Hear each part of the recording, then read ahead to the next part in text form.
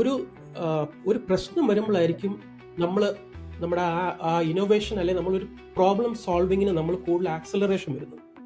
ആ ത്രെട്ട് വരുമ്പോഴേ ഉള്ളൂ. ഓക്കെ, ഫോർ എക്സാമ്പിൾ നമ്മൾ പറയണേ, ഇപ്പോൾ എല്ലാവരും പറഞ്ഞത് ഇസ്രായേൽ വലിയ ടോപ്പിക്കായിട്ട് വരുന്ന ഒരു വിഷയമാണ്. Why is Israel known as the startup nation? അല്ലെങ്കിൽ അവരെന്തുകൊണ്ട് ഡിഫൻസിൽ അവർ ഒരുപാട് അഡ്വാൻസ്മെന്റ്സ് ചെയ്യുന്നു? നമ്മുടെ കേരളത്തിന്റെ പോലെ ഒരു സൈസേ ഉള്ളൂ.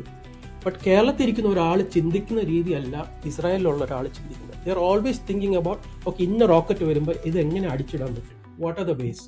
സോ ആദ്യം അവർ മറ്റേ ഡേവിഡ് സ്ലിംഗ് ഇടുന്നു, പിന്നെ അയൺ ഡോം ഇടുന്നു, പിന്നെ അവർ നോക്കുന്നത് how can the bring the cost down. അപ്പോൾ അവർ നോക്കുന്നത്, അവരിപ്പം ടെസ്റ്റ് ചെയ്യുന്നത് ഇപ്പം ലേസർ ടെക്നോളജി യൂസ് ചെയ്യുന്നത് നമ്മളിപ്പോൾ മൂവീസിൽ കണ്ടു.